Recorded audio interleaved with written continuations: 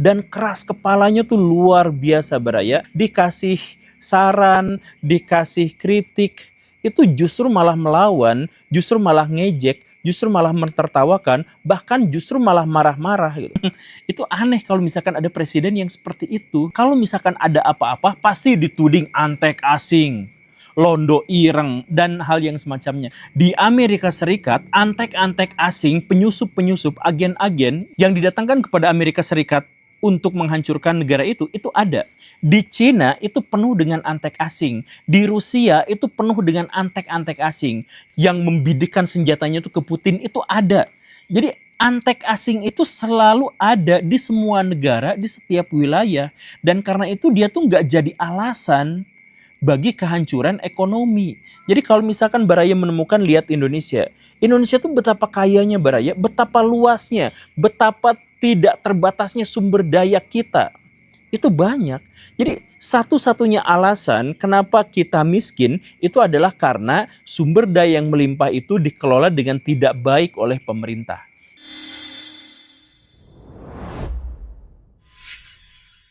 Sejak awal tahun 1965, ekonomi Indonesia itu terus-menerus memburuk, terus-menerus mencekik.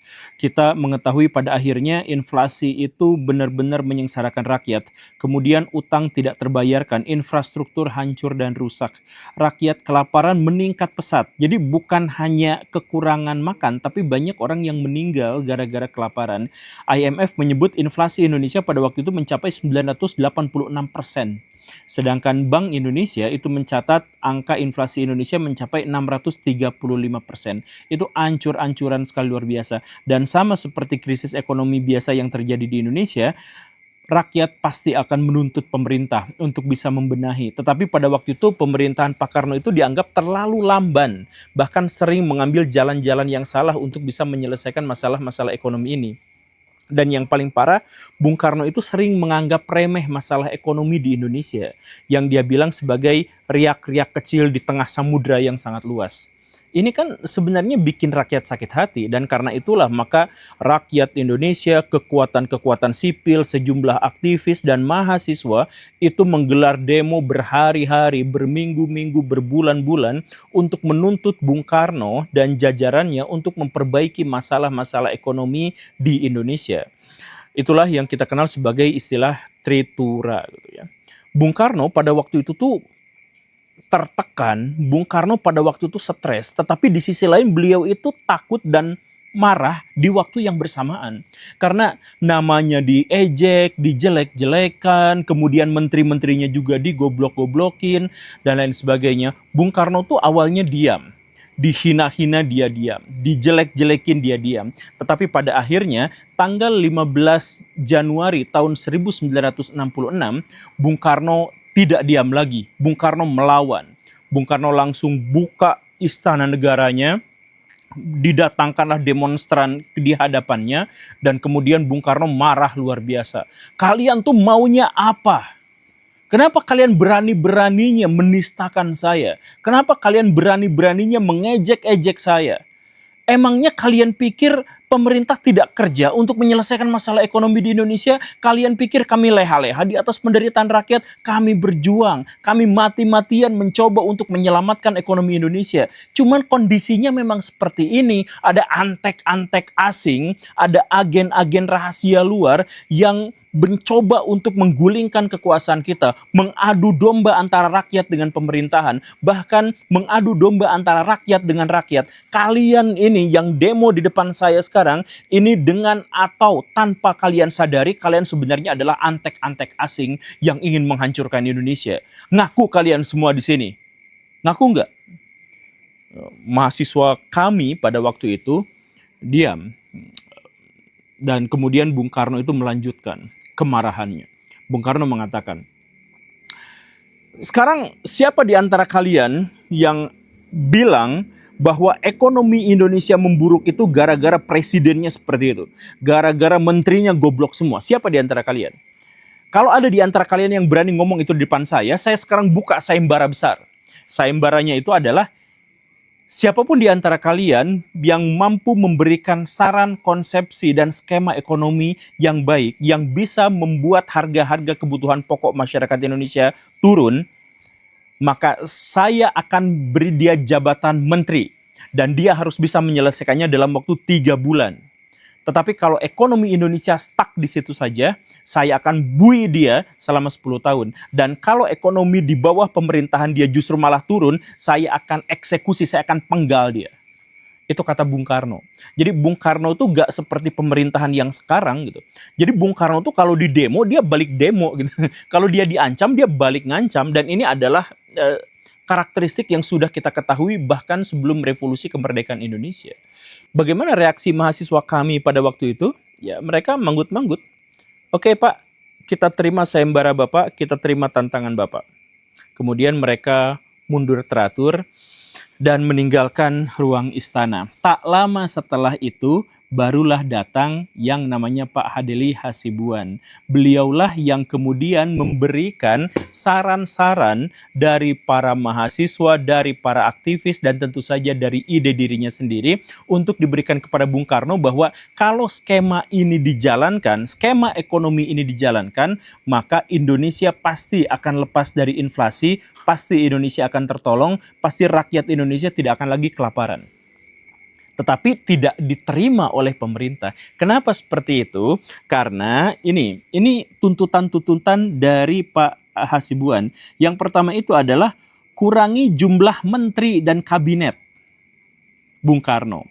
Kemudian yang kedua, hentikan konfrontasi dengan Malaysia. Kemudian yang ketiga, hentikan pemborosan anggaran negara untuk proyek-proyek mercusuar.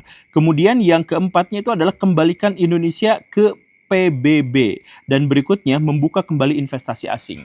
Nah, ini semua tuh ditolak sama pemerintah dan ide-ide terkait dengan hal ini jangankan dibaca sama Bung Karno, baru sampai ke staf-stafnya saja sudah langsung terhenti. Karena apa? Karena Bung Karno itu adalah orang yang sangat obsesi terhadap kemandirian, terhadap berdikari. Jadi dalam pidatonya yang terjadi berulang-ulang, beliau itu mengatakan lebih baik kelaparan daripada kita meminta bantuan pada orang-orang asing.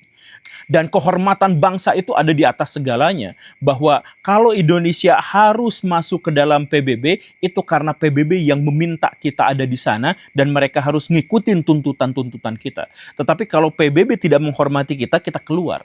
Gak masalah dengan itu. Itu pikiran dari Bung Karno. Dan terkait dengan proyek-proyek mercusuar, terkait dengan kabinet yang sangat banyak, udah gak mungkin bisa diganggu-gugat.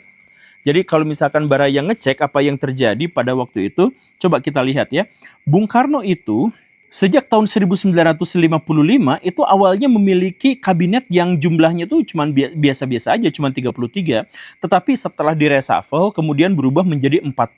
Kemudian ada reshuffle lagi jadi ada 60. Kemudian berikutnya lagi tahun 64 itu mencapai 110 menteri kabinet ya. Dan kemudian berikutnya lagi itu mencapai 132 kabinet. Ini terlalu banyak Baraya. Dan jumlah yang ini tuh menyebabkan apa? Menyebabkan tugas-tugas yang saling tumpang tindih satu sama lain, bentrokan antara satu lembaga kementerian dengan lembaga yang lain, kemudian inefisiensi dan pemborosan anggaran besar-besaran, kemudian celah korupsinya menjadi jauh lebih besar lagi dan sulit untuk dilacak, dan kegagalan sistemik. Nah, ini yang terjadi di zaman Bung Karno, tetapi inilah yang terjadi. Dan sialnya Bung Karno itu tidak mau nerima saran dari siapapun. Pokoknya ini yang mau saya jalankan, ya sudah ini harus dijalankan. Jadi kalau ada rakyat demo, kalau ada rakyat kritik ini dan sebagainya, Bung Karno senyap. Saya akan jalan terus maju ke depan. Begitu. Karena dalam pikiran Bung Karno pada waktu itu, siapapun yang menentang kebijakan ekonominya, siapapun yang menghadang keinginan-keinginan ideologisnya, maka dia langsung cap ini adalah antek asing, antek nekolim, antek Amerika Serikat, ini antek Inggris, dan seterusnya. Itu yang ada dalam pikiran Bung Karno itu seperti itu. Dan kemudian masalah yang berikutnya itu apa? Dalam skema yang diajukan oleh Pak Hasibuan itu beliau itu menginginkan agar konfrontasi dengan Malaysia itu harus segera dihentikan. Itulah cara untuk menyelamatkan ekonomi bangsa. Kenapa? Karena konfrontasi dengan Malaysia itu pertama, itu menghancurkan ekonomi Indonesia. bagaimanapun. Kemudian yang kedua, membuat negara-negara lain tidak lagi bersimpati kepada Indonesia dan menarik dukungannya dari Indonesia, dan karena itu hubungan-hubungan ekonomi antara Indonesia dengan negara-negara yang lain, baik bilateral maupun multilateral, itu satu demi satu mundur ke belakang. Ini menghancurkan ekonomi Indonesia. Makanya hentikan konfrontasi dengan Malaysia. Tetapi Bung Karno tidak mau menghentikan konfrontasi dengan Malaysia karena dalam pikiran Bung Karno itu pada waktu itu dalam pikiran saya ya, itu sudah agak paranoida gitu. Di mana beliau itu selalu menganggap bahwa Malaysia, Singapura, dan kemudian Australia itu adalah antek-antek Nekolim gitu. Dan itu akan mengancam kedaulatan Indonesia. Dan mereka itu akan menciptakan negara-negara boneka di Indonesia. Dan memecah belah Indonesia. Dan kemudian mereka menang dan tertawa di atas penderitaan rakyat Indonesia. Itu yang dipikirin oleh Bung Karno. Sehingga ketika Federasi Malaysia itu didirikan dan kemudian bergabung dengan menjadi anggota keamanan PBB, maka Bung Karno itu justru yang merasa terancam, merasa ketakutan. Karena di balik Malaysia pasti ada Inggris, diterima sama PBB berarti karena ada kebaikan dari Amerika Serikat. Baik Inggris maupun Amerika Serikat itu adalah musuh bebuyutan ideologi dari Bung Karno. Jadi Bung Karno pernah mengatakan, di utara kita dikepung, di selatan kita juga dikepung. Maksudnya itu adalah Malaysia dengan Australia. Ya, tetapi itulah masalah kebingungan dan paranoida Bung Karno itulah yang akhirnya menghancurkan ekonomi Indonesia sehingga mencekik rakyat.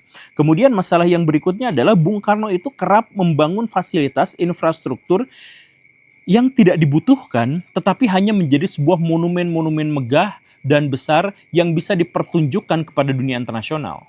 Jadi Bung Karno pada waktu itu tuh senang pamer, senang flexing, menunjukkan kepada dunia bahwa Indonesia tuh besar dan kuat. Dan memang sebenarnya Indonesia tuh besar dan kuat pada waktu itu, Braya. Bahkan Indonesia tuh memiliki kapal perang terbesar di dunia pada waktu itu. Yang dibeli dari Uni Soviet dan kemudian kita ganti namanya menjadi KRI Irian gitu. Itu gede banget, Braya, itu babon banget, 200 sekian meter gitu untuk ukuran kapal perang pada zamannya gitu. Nah, tetapi itu kan ongkosnya besar, Baraya. Jadi Bung Karno itu bikin Gelora Bung Karno, tentu saja kita ketahui ya, dulu namanya Komplek Asian Games. Kemudian ada Hotel Indonesia dibikin, kemudian Monas dibikin, Masjid Istiqlal dibikin, Jembatan Semanggi dibikin, Sarinah dibikin, Monumen Selamat Datang dibikin, Patung Pembebasan Irian Barat dibikin, Monumen Dirgantara atau Patung Pancoran yang gini, nah, itu juga dibikin. Kemudian Gedung DPR MPR itu dibikin, Wisma Nusantara itu dibikin.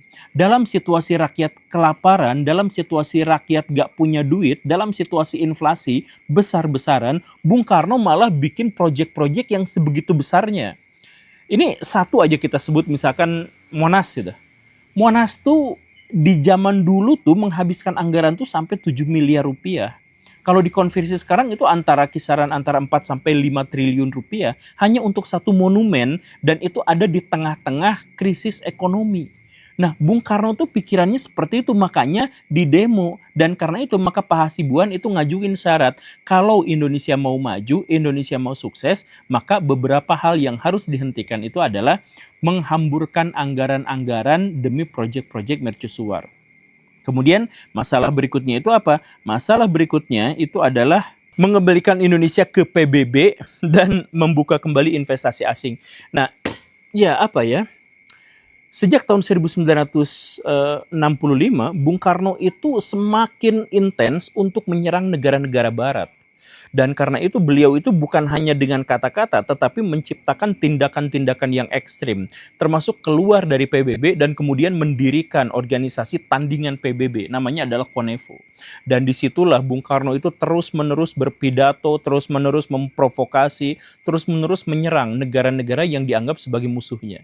Kita mengenal ada salah satu pidato Bung Karno yang paling terkenal, "Go to hell with your AIDS." Demikian pula tatkala saya berkata beberapa tahun yang lalu, "Go to hell with your AIDS." Jadi pergilah ke neraka dengan segala bantuanmu. Itu ditujukan kepada Amerika Serikat yang mau memberi bantuan kepada rakyat Indonesia. Soekarno marah. Karena pada waktu itu yang paling penting bagi Bung Karno itu adalah ideologi negara, kehormatan dan kebanggaan sebagai sebuah negara. Dan yang lebih penting itu adalah berdikari. Dalam pikiran Bung Karno, semua bantuan dari antek-antek asing, semua bantuan dari Londo Ireng, semua bantuan dari agen-agen Nekolim, itu semuanya pasti ada kepentingan di belakangnya yang ingin merongrong kedaulatan Indonesia. Karena itu hentikan. Soekarno tidak mendurhakai Manila Agreement. Maka Pagal tidak mendurhakai Manila Agreement. Yang mendurhakai Manila Agreement ialah Tengku Abdul Rahman Bumrah, antek daripada imperialis. Gak apa-apa kita lapar, gak apa-apa kita haus, yang penting kita berdikari. Saudara-saudara tahu bahwa kekuatan Nekolim itu menginginkan agar Indonesia terpecah belah, menginginkan agar Indonesia makan bantuan mereka, agar Indonesia itu saling mencurigai satu sama lain. Dan saya tidak mau menjadi seperti itu, maka saya lawan semuanya. Pidato Bung Karno di tahun 17 Agustus tahun 1965 itu judulnya Meraih Bintang di Langit, tahun berdikari, berdiri di atas kaki sendiri, tidak mau menerima bantuan asing, itu menggelegar luar biasa bahaya. Dan bukan hanya ada di Indonesia, itu negara-negara lain tuh sampai diperdengarkan pidato Bung Karno itu. Orang-orang Afrika tuh langsung gegap gempita dan tepuk tangan. Kemudian Kim Il Sung, pemimpin Korea Utara, itu langsung terharu dan nangis-nangis bombay mendengarkan itu. Makanya Korea Utara itu sangat-sangat menghormati Bung Karno Baraya. Jadi bahkan sampai sekarang pun mereka masih mengidolakan negara Indonesia, negara kita yang ya kita tahu seperti apa. Itu sama Korea Utara sampai sekarang itu masih dianggap sebagai kawan yang luar biasa baik gitu. Bahkan kalau Baraya tahu, di momen-momen tertentu, anak-anak sekolah di Korea Utara itu akan menyanyikan lagu-lagu kebangsaan Indonesia. Halo-halo Bandung tuh dinyanyikan sama mereka, kemudian ya pokoknya lagu-lagu kebangsaan Indonesia. Karena apa? Karena salah satu momentum yang paling mengharu birukan itu adalah karena Bung Karno itu dianggap sebagai tokoh yang bisa melawan imperialisme baru. Tokoh yang dianggap memperjuangkan negara-negara yang baru merdeka. Nah, cuman masalahnya adalah Bung Karno itu hanya mendapatkan dukungan dari negara-negara yang miskin. Jadi kalau terjadi hubungan misalkan Indonesia dengan negara-negara Afrika, lebih mungkin mereka yang minjem duit daripada sebaliknya. Nah, sialnya adalah pidato-pidato Bung Karno itu disiarkan ke seluruh dunia dan langsung membuat negara-negara barat itu benci setengah mati. Akhirnya apa? Setiap Bung Karno pidato, saham jatuh. Setiap Bung Karno pidato, rupiah jatuh. Setiap Bung Karno pidato, inflasi naik. Itu yang terjadi pada waktu itu. Makanya Pak Hasibuan, kemudian para demonstran pada waktu itu memohon, Pak, udah hentikan konfrontasi dengan negara-negara barat. Kita baikan lagi sama PBB. Kita buka investasi dengan negara-negara lain. Kerjasama tidak sama dengan infiltrasi. Kooperasi dengan negara-negara lain tidak sama dengan menjadi antek-antek asing. Bung Karno gak usah kepikiran soal antek-antek asing itu. Tetapi kan Bung Karno tidak mau terima. Pokoknya berdikari di atas segalanya. Dan akhirnya apa? Ekonomi kita tuh hancur lebur Baraya. Jadi ada satu fenomena yang sangat ironi Baraya. Ini diceritakan dari kakek dari teman saya. Jadi di tahun 6566 itu rakyat Indonesia itu sangat-sangat kelaparan, sampai hanya untuk sarapan saja mereka harus ngantri begitu lamanya dan oray-orayan gitu ya. Ngantrinya lama di Pak RT, di kelurahan gitu. Karena di situ ada jatah makanan yang dibagikan dan itu rakyat ngantri, satu kampung, satu kelurahan itu ngantri semuanya. Tapi begitu ngantri, nah di tempat antrian itu ada speaker gede, ada toa yang kemudian menyanyikan secara berulang-ulang lagu Riang Gembira, karya Bung Karno sendiri. Baraya pernah dengar nggak lagu yang semacam ini? Mari kita bergembira, sukaria bersama, nah dan seterusnya. Nah itu adalah ciptaan Bung Karno. Bahkan di situ ada liriknya kurang lebih yang seperti ini. Siapa bilang Bapak dari Blitar, Bapak kita dari Prambanan. Siapa bilang rakyat kita lapar, Indonesia banyak makanan. Jadi itu lagu propaganda yang dibuat oleh Bung Karno untuk membuat masyarakat Indonesia terhibur dan bersemangat. Tapi kan di situ ada kata-kata yang sangat ironi. Siapa bilang rakyat Indonesia lapar, Indonesia banyak makanan. Tapi lagu itu diperdengarkan tepat di antrian orang-orang yang kelaparan yang sedang menunggu makanan dari kelurahan.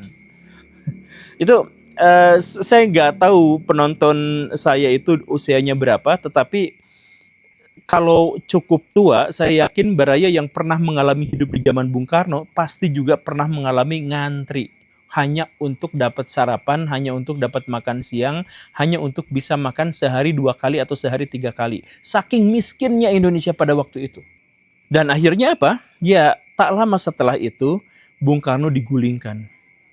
Sedikit demi sedikit dan dengan cara yang paling menyakitkan. Disiksa hidup-hidup selama 5 tahun sampai akhirnya Bung Karno tidak bisa bertahan. Mentalnya, fisiknya dihancurkan secara sistematis oleh para penggantinya. Jadi apa pesan yang ingin saya sampaikan kepada Baraya di sini adalah sekarang tuh konon ada seorang presiden yang mencoba untuk meniru apa yang dilakukan Bung Karno. Fokus pada ideologi, fokus pada kemandirian, fokus pada berdikari, dan kemudian melakukan berbagai pidato yang provokasi, dan kemudian menghancurkan saham dan ekonomi Indonesia. Ada yang seperti itu, dan keras kepalanya tuh luar biasa Baraya. Sama seperti Bung Karno di zaman dulu, dikasih saran, dikasih kritik, itu justru malah melawan, justru malah ngejek, justru malah mentertawakan, bahkan justru malah marah-marah gitu. Di zaman Bung Karno kita tuh menemukan ada sejumput kewajaran, pemakluman. Ya wajar karena pada waktu itu memang Indonesia baru saja merdeka, kemudian Indonesia membutuhkan bentuk yang baru, baik itu politik dalam negeri maupun politik luar negeri, dan bahwa Indonesia memang benar-benar membutuhkan hubungan yang baik dengan negara-negara luar yang tidak mengambil keuntungan semata dari kita. Ya wajar kalau misalkan di zaman dulu, tetapi di zaman sekarang itu aneh kalau misalkan ada presiden yang seperti itu. Dan gayanya juga sama. Kalau misalkan ada apa-apa pasti dituding antek asing, londo ireng, dan hal yang semacamnya. Begini Baraya, saya ingin katakan kepada Baraya dan ini sangat penting ya. Di Amerika Serikat, antek-antek asing, penyusup-penyusup, agen-agen yang didatangkan kepada Amerika Serikat untuk menghancurkan negara itu ada. Di Cina itu penuh dengan antek asing. Di Rusia itu penuh dengan antek-antek asing. Yang membidikkan senjatanya itu ke Putin itu ada. Jadi antek asing itu selalu ada di semua negara, di setiap wilayah. Dan karena itu dia tuh nggak jadi alasan bagi kehancuran ekonomi. Jadi kalau misalkan Baraya menemukan, lihat Indonesia. Indonesia tuh betapa kayanya Baraya, betapa luasnya, betapa tidak terbatasnya sumber daya kita. Itu banyak. Jadi satu-satunya alasan kenapa kita miskin itu adalah karena sumber daya yang melimpah itu dikelola dengan tidak baik oleh pemerintah. Kita tidak memiliki logika yang lain. Dan karena itu, maka kita memang layak untuk menuntut pemerintah. Jadi kalau misalkan pemerintah justru malah mengalihkan ini kesalahan antek-antek asing, itu keliru. Coba kita cari itu buzzer-buzzer dari kelompok sana itu yang mengatakan ada George Soros memberikan kepada kita uang untuk menghancurkan dan mengadu domba bla bla bla bla. Saya bahkan punya kwitansinya Baraya, saya punya kwitansi dari yayasan George Soros itu diberikan kepada siapa aja tuh saya tuh ada Baraya. Saya tuh ada buktinya kalau misalkan mau. Tetapi sekali lagi itu tuh bukan menjadi alasan kita untuk menuding bahwa setiap kesalahan kita, setiap kehancuran ekonomi kita, setiap keburukan politikus kita itu kemudian disandingkan penyebabnya itu adalah antek asing gitu, atau londo ireng, atau elit global, atau dan sebagainya. Gak bisa seperti itu. Sebab sekali lagi, agen-agen asing itu bukan hanya ada di Indonesia. Di Indonesia itu antara 60.000 sampai 100.000 orang jumlahnya. Termasuk ada influencer, termasuk ada pejabat dan sebagainya, itu juga ada. Dan kalau saya tahu, maka pejabat-pejabat di Indonesia juga saya yakin tahu. Dan mungkin presiden kita juga sebenarnya tahu. Dan kalau sudah diketahui, ya udah ngapain juga. Karena negara-negara yang lain juga punya antek-antek asing di dalam negaranya. Ngapain itu dijadikan alasan? Itu sebenarnya hanya untuk mengalihkan pikiran kita, hanya untuk mengalihkan perhatian kita, agar kita tidak memberikan saran yang otentik dan baik kepada pemerintahan kita. Makanya, di zaman Bung Karno, kita sudah kejadian seperti itu. Dan akhirnya tidak baik. buat rakyat Indonesia sangat-sangat buruk, buat presiden kita itu juga sangat-sangat buruk. Kawannya kawan saya itu punya pandangan bahwa Prabowo Subianto itu adalah seorang pecundang yang hanya bisa menang ketika dia curang. Menjalani pemilu dia kalah, lalu kalah lagi, dan sekali menangnya ya menang gara-gara curang. Dan bukan hanya kecurangan, tetapi beliau juga sampai harus mengingkari prinsip hidup, harus mengingkari pendapat dan gagasan yang selama ini dianutnya. Jadi untuk bisa menang harus menggait dinasti politik, padahal dinasti politik itu adalah yang dibencinya. Kemudian untuk menang beliau tuh harus joget-joget yang sama sekali tidak mencitrakan karakteristik seorang perwira seperti dirinya dan seterusnya. Dan karena kemenangan itu adalah hal yang sangat langka untuk para pecundang, maka sekali menang beliau tuh pasti langsung mencoba untuk mempertahankan kekuasaannya, kemenangannya, apapun yang terjadi. Lagi-lagi termasuk harus curang, termasuk juga harus mengingkari prinsip-prinsip dalam kehidupannya. Nah kan, makanya keyakinan dari teman saya terkait dengan Pak Prabowo Subianto akan mempertahankan kekuasaannya bagaimanapun juga karena itu adalah langka baginya, itu terlihat dalam berbagai perkataan dan perbuatannya. Misalkan kita melihat kemarin, Pak Prabowo Subianto itu memecat Kepala BGN Pak Dadan Hindayana. Dan tak lama setelah itu, Pak Dadannya langsung berurusan dengan penegak hukum dan diciduk atas alasan melakukan markup dana. Kan begitu ya. Nah, makanya dari situ tuh publik kemudian bertanya-tanya karena sebenarnya masalahnya itu bukan kenapa dia dipecat, tapi kenapa dia diangkat. Kan beliau tidak memiliki reputasi di bidang birokrasi. Beliau juga tidak memiliki kompetensi di bidang pergizian. Lalu kenapa diangkat? Kemudian setelah digoyang oleh begitu banyak isu-isu yang dikembangkan oleh masyarakat soal korupsi motor listrik, korupsi kaos kaki dan sebagainya, akhirnya memang benar-benar dicoret, diganti oleh Ibu Nanik Deyang. Yang sebenarnya Ibu Nanik Deyang ini plot twistnya ya.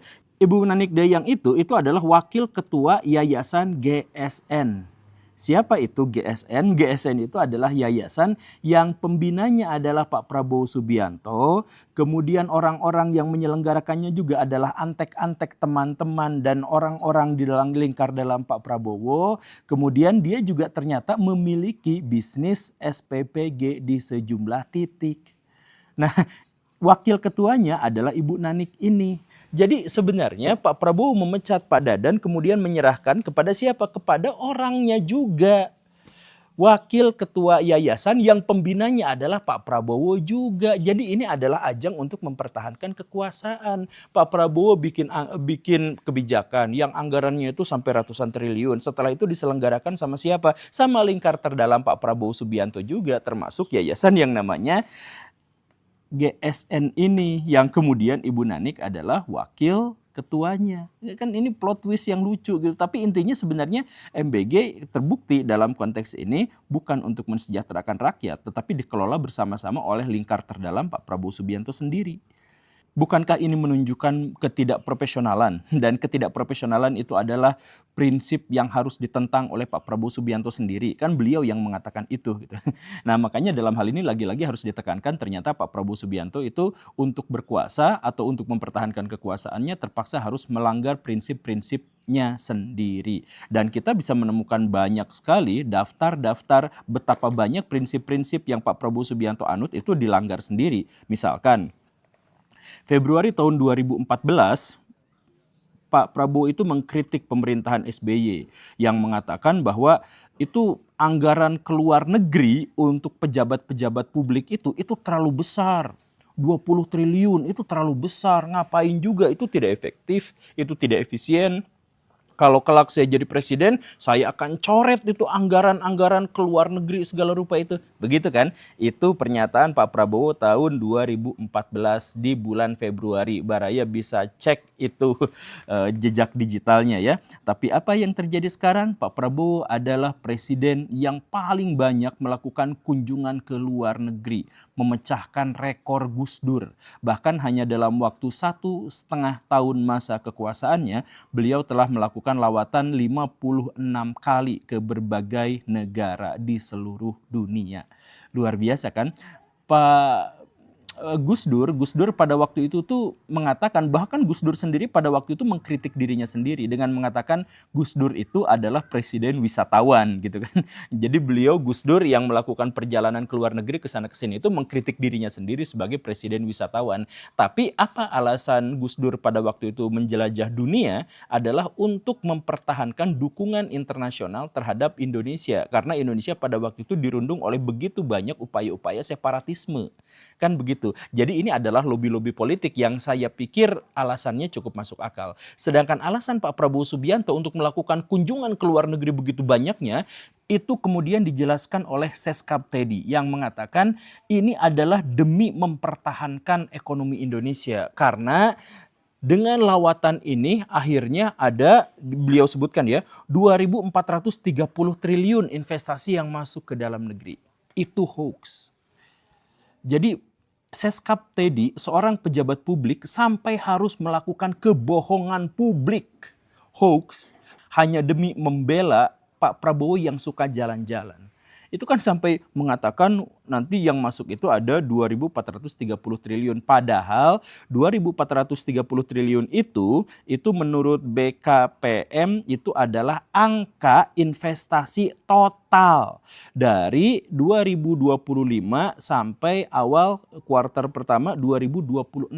Itu total investasi. Dan dari situ pun ternyata 1.030 triliun diantaranya atau 53% diantaranya itu adalah investasi dalam negeri. Dan sama sekali tidak ada hubungannya dengan lawatan Pak Presiden keliling dunia. Dan bahkan investasi luar negeri itu pun itu sama sekali atau hampir tidak ada yang didapatkan dari lawatan Pak Presiden Prabowo Subianto ke luar negeri. Jadi ini alasannya kenapa Pak Prabowo jalan-jalan terus ke Paris. Kenapa harus ke sana? Kenapa harus kemana-mana? Kan Pak Prabowo Subianto sendiri yang mengatakan bahwa itu adalah pemborosan. Dan kalau jadi presiden tidak akan mengizinkan, bahkan anggarannya akan dicoret dan sebagainya. Kenapa sekarang justru malah melakukan itu? Dan kenapa hanya demi melakukan itu sampai menyuruh orang untuk melakukan kebohongan publik? Coba, ini pejabat negara loh, kok bohong sama rakyatnya sendiri, itu gimana ceritanya?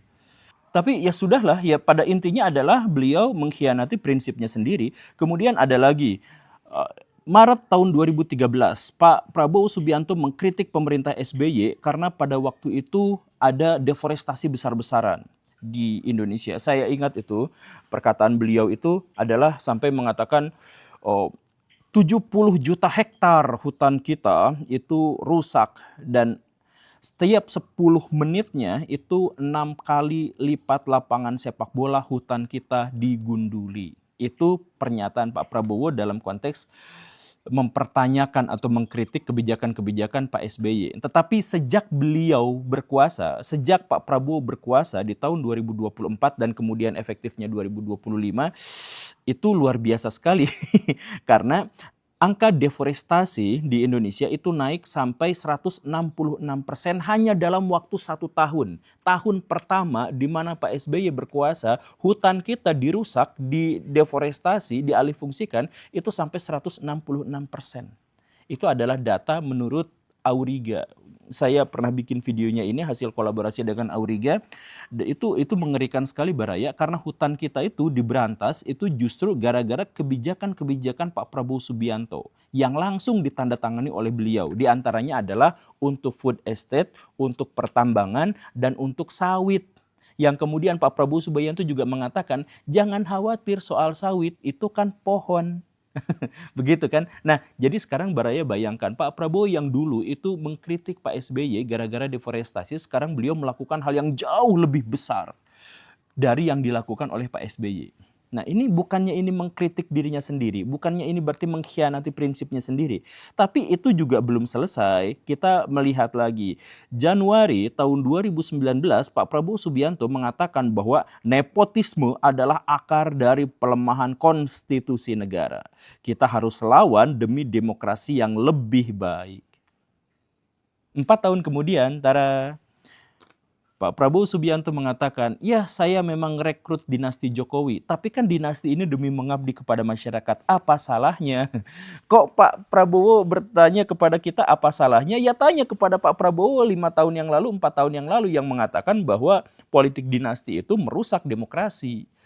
Ya, ini nanyanya jangan pura-pura lupa Pak. Ya silahkan tanya kepada Pak Prabowo di tahun itu. Datang ke rumah Nobita, pinjam kantong Doraemon, kembali ke masa lalu, bertanya kepada Pak Prabowo di masa lalu. Ini apa salahnya kalau politik dinasti kan gitu, sesederhana itu Pak. Ini malah bertanya lagi kepada kita. Tapi intinya balik lagi, demi kekuasaan beliau harus mengambil politik dinasti itu.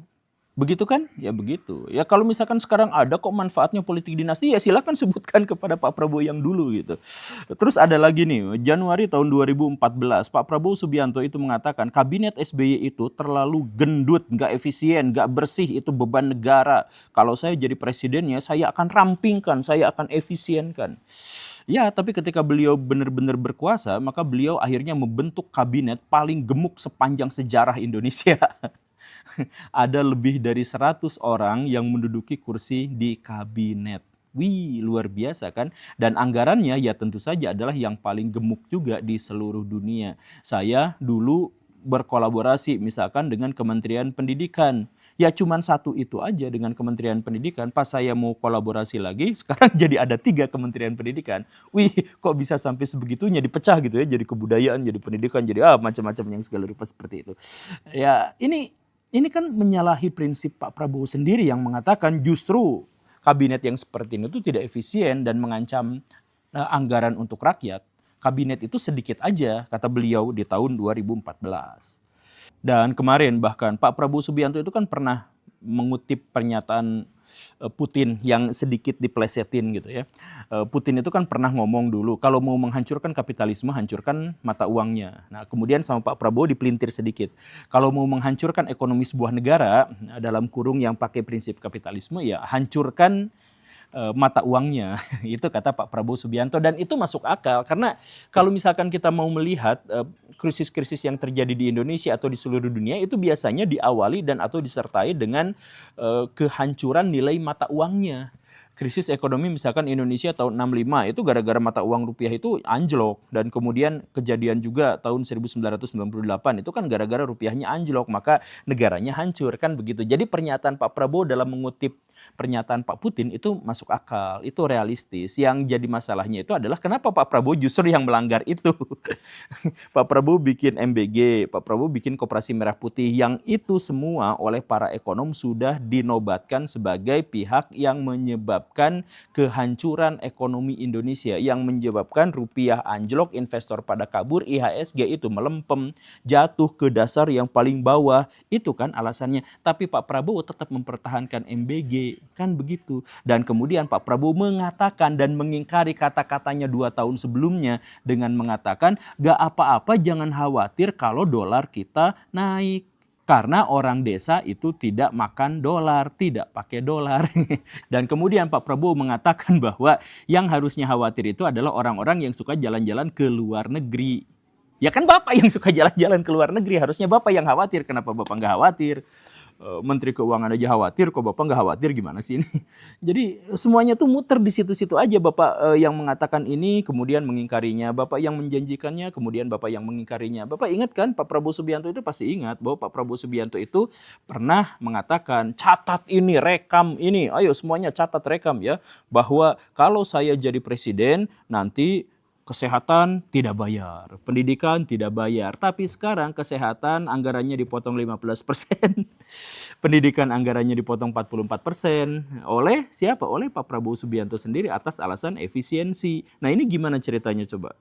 Kan Pak Prabowo yang mengatakan sendiri. Jadi kita tuh sebenarnya nggak usah mengkritik Pak Prabowo Subianto, tinggal benturkan aja dengan pernyataan sebelumnya. Karena Pak Prabowo itu kan dulu adalah kritikus yang vokal. Di zaman SBY kritikus yang vokal, kemudian di zaman Pak Jokowi juga seperti itu. Tapi semua yang beliau kritikan itu pada akhirnya beliau lakukan bahkan dengan intensi yang jauh-jauh lebih besar lagi.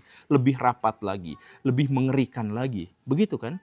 Nah, sekarang ya kita ketahui pada akhirnya tujuannya sebenarnya bukan untuk kesejahteraan rakyat, bukan apa, tapi tujuannya begitu oportunisnya, yaitu apa? Untuk melanggengkan kekuasaannya yang sebenarnya rapuh, kekuasaannya yang dengan susah payah beliau dapatkan, kesuksesan, keberhasilan, kemenangan yang sebenarnya langka untuk didapatkan kan gitu ya. Ya makanya dipertahankan. Coba sekarang Baraya cek semua hal yang dilakukan oleh Pak Prabowo Subianto itu sebenarnya tidak jauh dari upaya untuk mempertahankan kekuasaannya.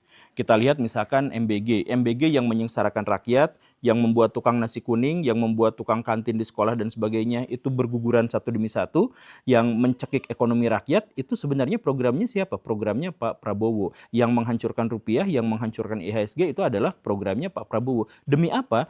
Ya demi ada orang TNI dibagi dikasih dapur MBG, kemudian tentara dikasih MBG, kemudian ormas-ormas keagamaan itu dikasih MBG, ya dikasih dapurnya gitu ya, dikasih hak untuk mengelola MBG gitu kan. Ya semuanya dikasih itu ya demi lingkar-lingkar terdalamnya aja, itu yayasan-yayasan, kemudian partai-partai itu kan semuanya adalah ya untuk mempertahankan kekuasaannya. Kemudian Koperasi Merah Putih itu juga kan diserahkan kepada tentara, dan Antara juga diserahkan kepada tentara dan lingkar terdalam kekuasaannya gitu.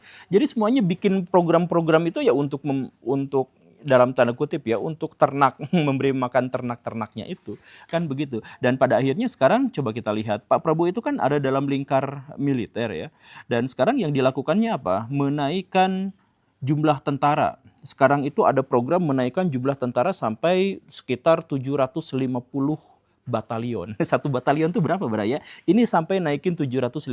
Jadi sekarang akan ada rekrutmen besar-besaran kepada tentara. Bahkan kriterianya tidak seketat dulu juga dilaksanakan. Kemudian Kopassus ditambah jadi 2 kali lipat gitu kan. Nah setelah itu apa? Setelah itu ya dipekerjakan di Papua, setelah itu dipekerjakan untuk MBG dan sebagainya. Ya bukan untuk pertahanan negara, tapi ya untuk food estate, untuk menggusur hutan dan sebagainya.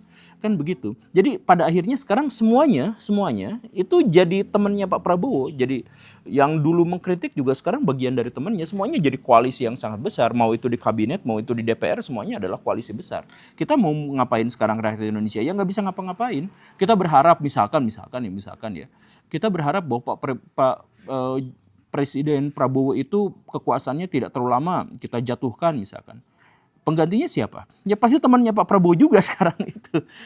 Jadi semuanya itu memang didesain agar Pak Prabowo Subianto itu bisa melanggengkan kekuasaannya.